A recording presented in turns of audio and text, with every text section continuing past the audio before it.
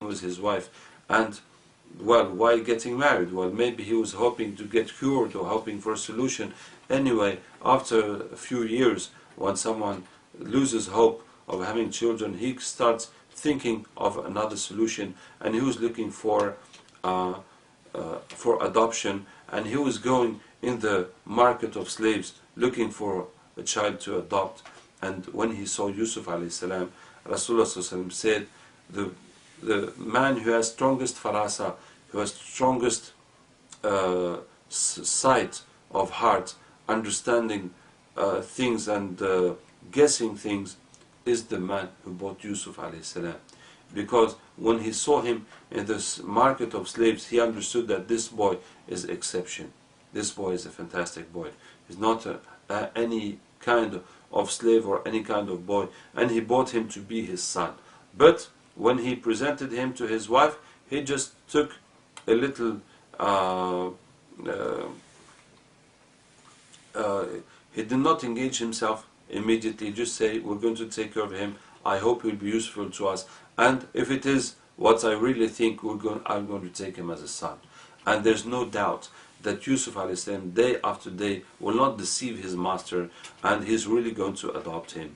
And this is how Allah Ta'ala changed all the evil, all the bad that was in that test that his brothers put him in the world. Allah changed all the negative that was in that into positive. Allah changed his house into a better house. Well, we can't say it was better parents, but nothing can replace the parents, but the adoptive parents have so much love to give.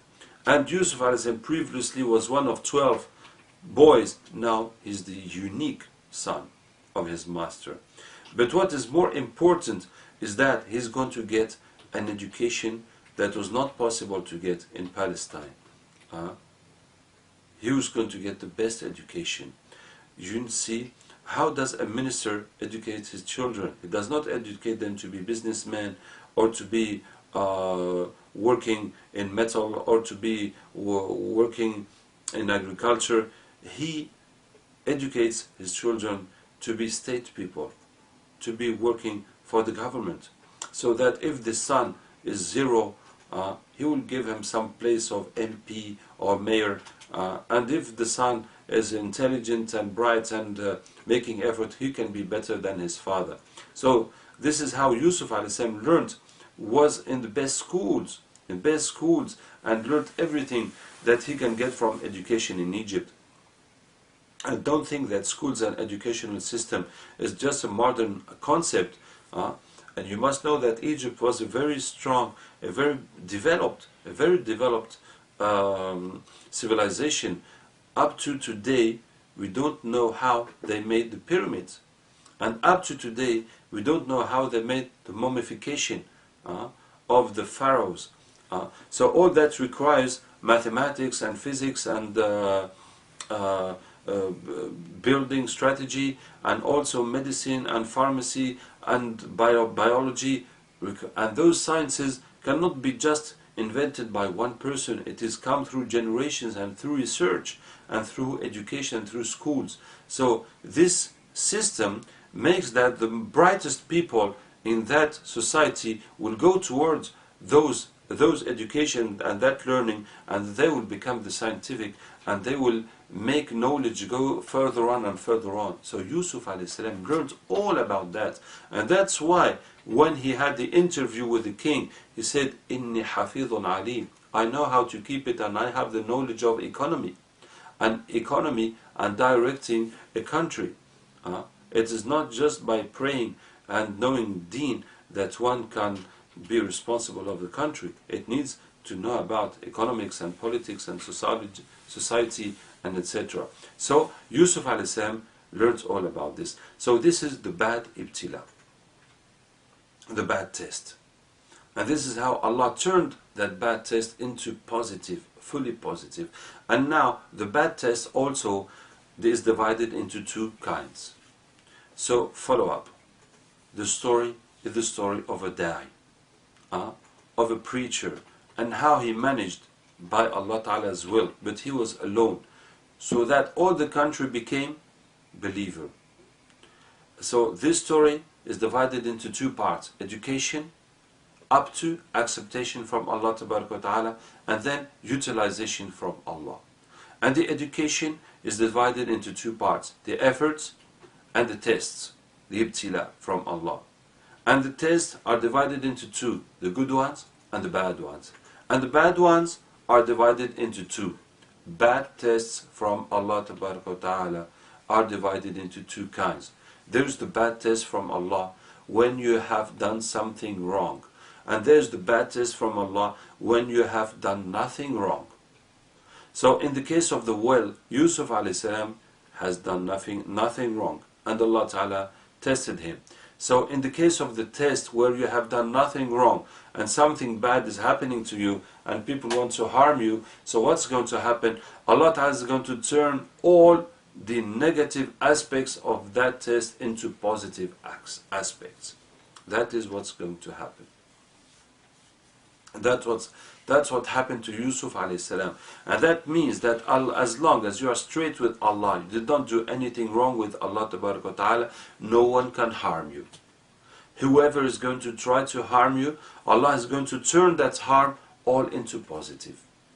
All into positive. So, as long as you're straight with Allah Ta'ala, no one can do anything to you. MashaAllah. And the second test, when you have done something wrong, what did Yusuf a.s.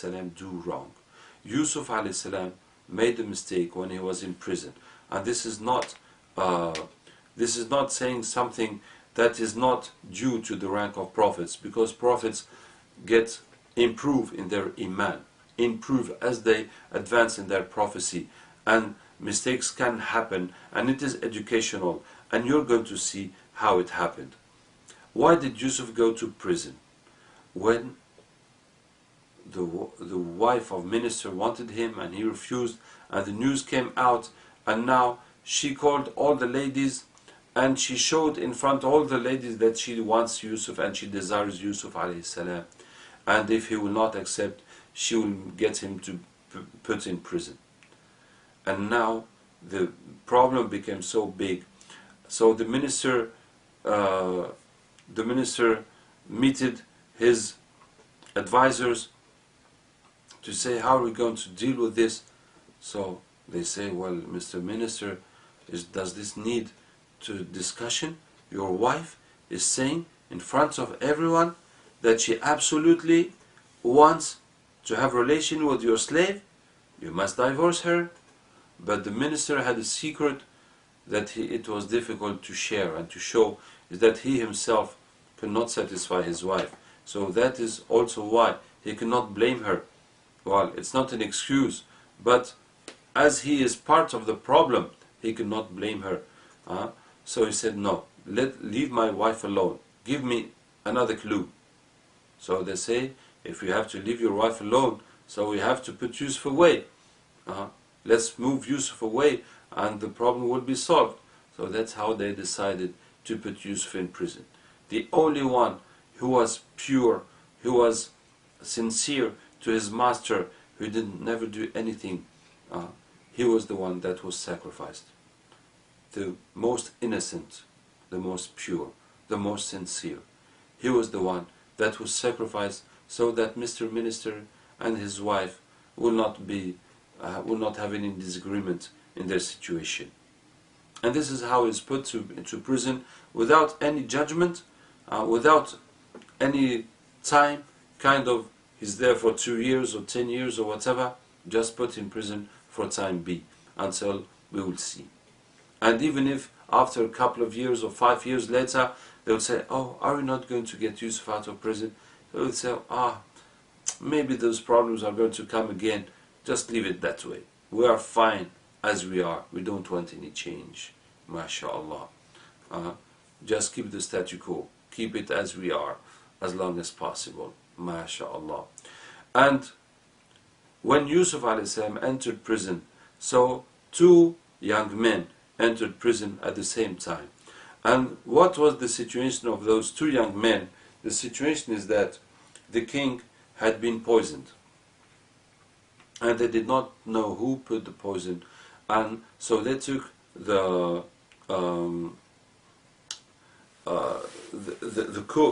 the cook and the guy who prepares the wine for the king, and they put them in prison.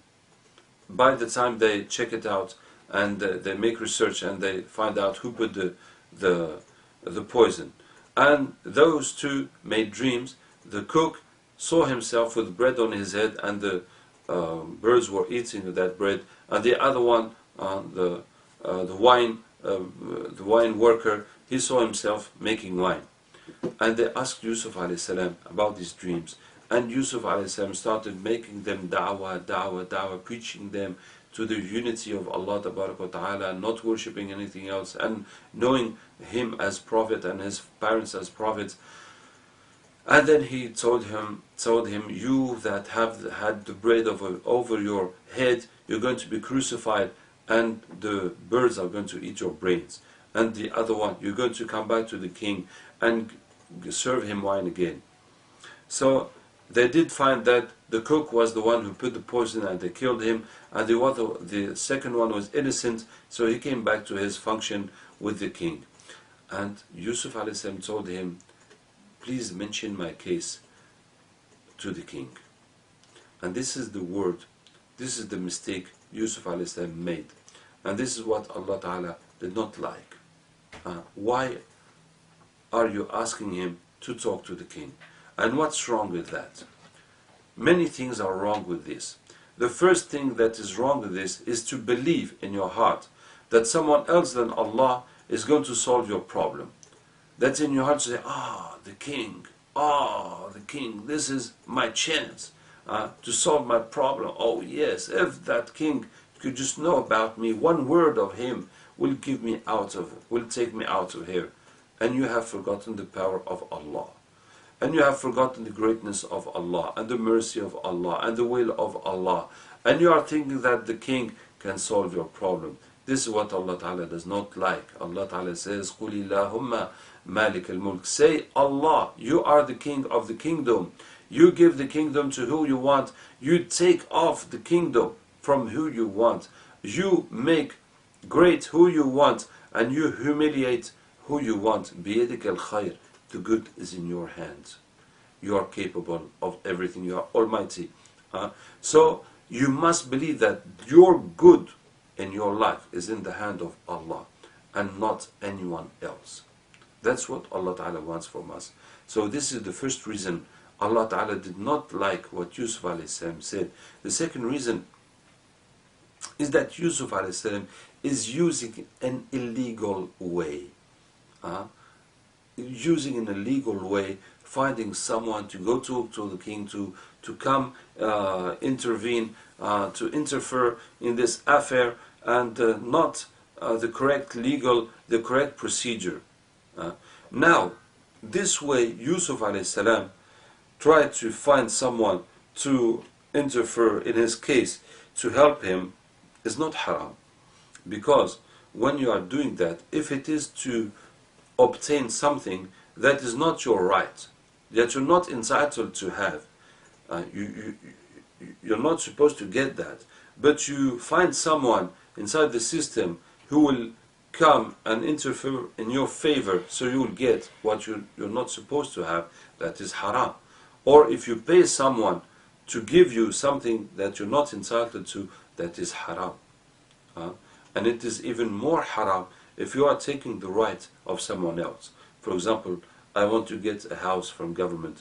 They say no, and I will do and pay to get that house. It is haram, but that house, it was supposed to go to someone else who was more entitled and more in need and had the correct conditions than me. So not only I have taken a house that is not mine, but I have taken someone's house, and now I will have to pay that person on Yawm al-Qiyamah.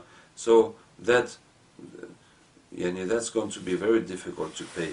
May Allah Ta'ala help us. So it is haram to pay or to ask someone to do something for you which is not your right. But if it is your right that has been taken off you, and you are facing law abuse, you are facing power abuse, and you find a way of getting your own right back, even if you had to pay. That is not haram. You are the victim.